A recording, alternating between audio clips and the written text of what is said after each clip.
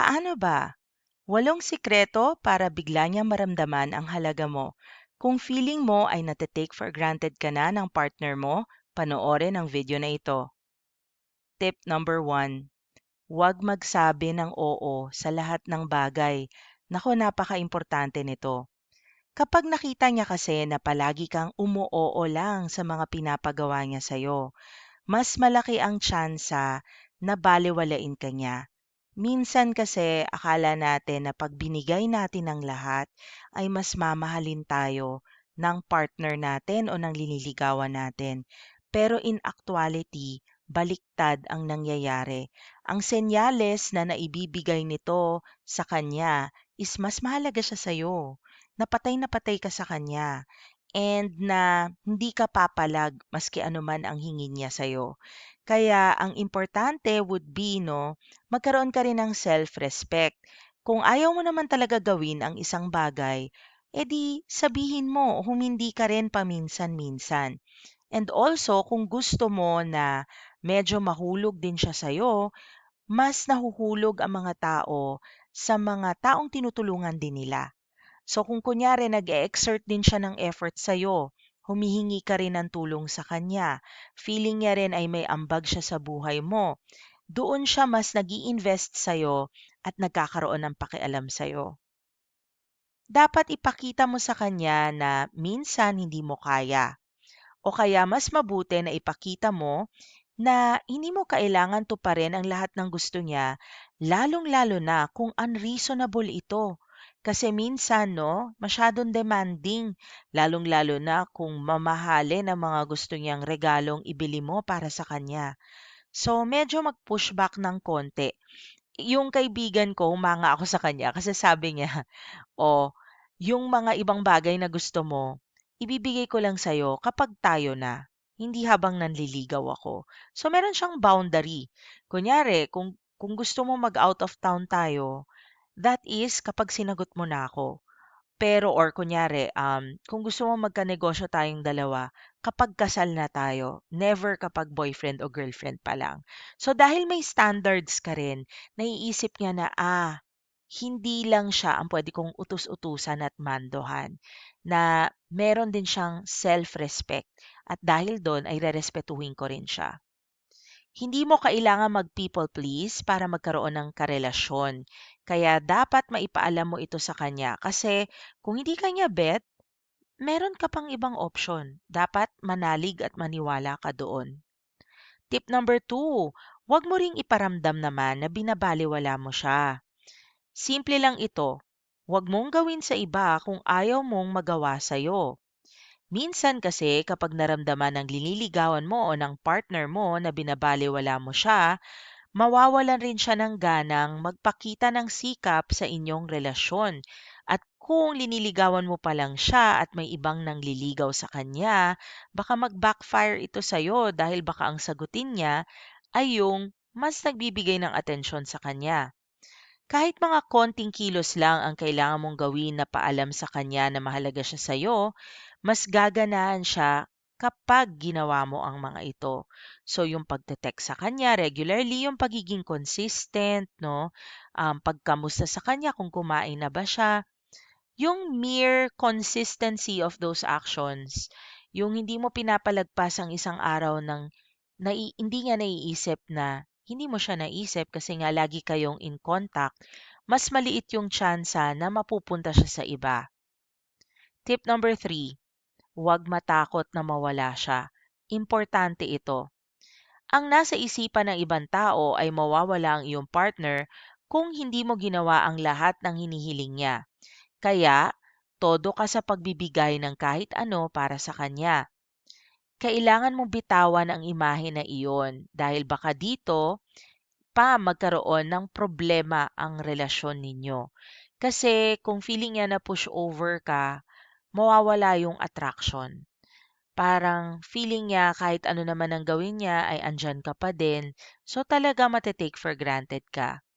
Kung hindi mo ginawa ang ginugusto niya dahil hindi ito okay sa'yo at hindi niya ito matanggap, mas mabuti na lang na wag na lang siya. Maghanap ka na lang ng iba na rerespetuhin ka bilang isang tao. Kasi the more that we accept disrespect from other people, kunyari yung liniligawan natin, lantaran, pinapahiya na tayo sa harap ng ibang tao, tas tanggap lang tayo ng tanggap. Alam mo, bababa rin self-esteem mo doon. And then you will become even less attractive to other people. And of course, paano naman yung self-respect mo, 'di ba? So, don't accept bad behavior even if gusto mo siya. Tip number 4, kausapin mo siya tungkol dito. Kung nararamdaman mo na binabaliwala ka ng iyong partner, tama lang na kausapin mo siya tungkol dito. Siguraduhin na maayos ang pakikitungo mo sa kanya tungkol dito at tandaan na isa itong problema na masosolusyonan ng maayos na walang turuan. Huwag matakot kausapin ang iyong partner tungkol dito sapagkat mas marami na ang bukas ang isip ngayon. Kasi, kunyari binabaliwala ka niya, feel mo na taken for granted ka, tapos sinabi mo na ito sa kanya at wala pa rin siyang binago, then maybe she's just not that into you or he's just not that into you. And you would be better off spending your time with someone else. Tip number 5, bigyan mo sila ng konting challenge. Imbis na siya ang palaging humihingi ng tulong at siya lang ang natutupad ang mga hiling, dapat ipakita mo rin na ikaw din ay may standards at na matcha-challenge rin siya sa'yo. Magbigay ka rin ng mga hiling sa iyong partner o sa liniligawan mo.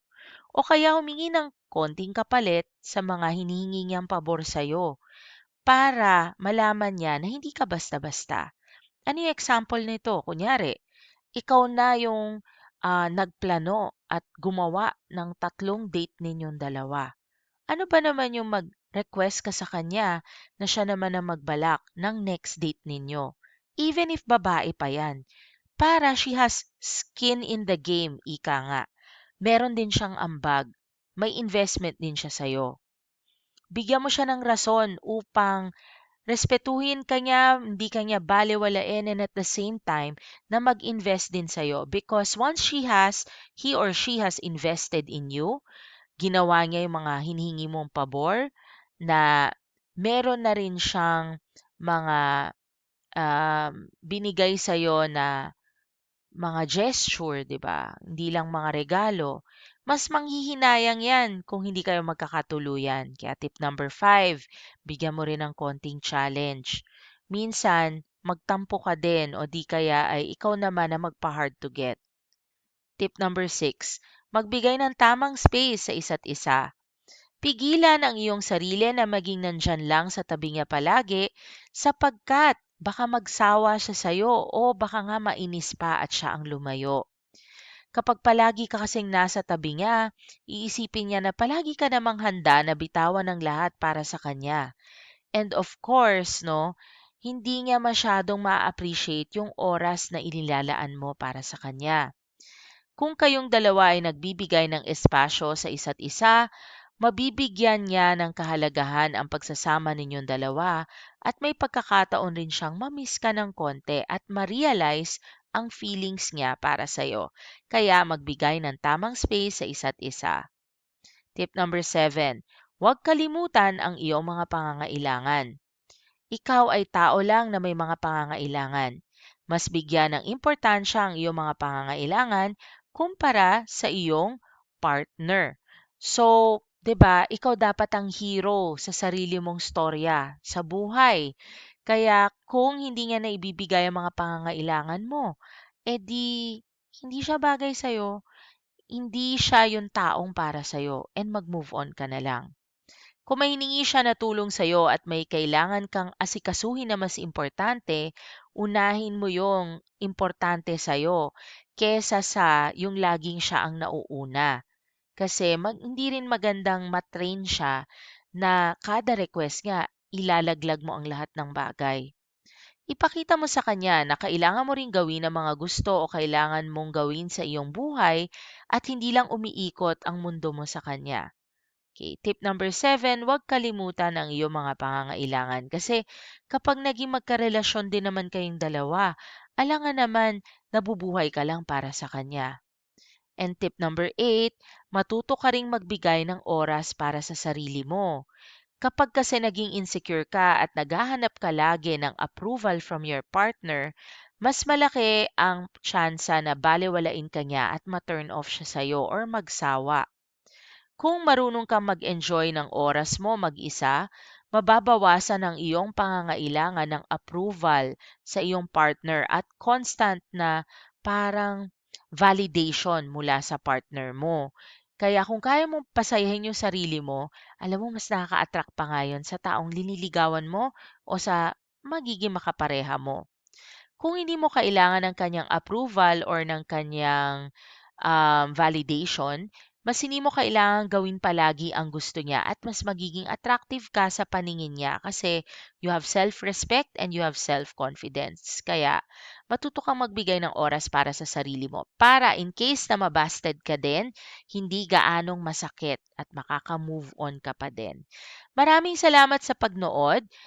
Sana ay nakatulong ang 8 tips na ito para sa inyo. For topic requests and shoutout requests, please like this video, subscribe, and leave a comment down below. And for one-on-one coaching and consultation, kung may mga problema kayo at gusto niyo ng payo mula sa akin, you can book my time. Nandyan po yung link sa ating video description box. Maraming salamat and hope to see you in future videos.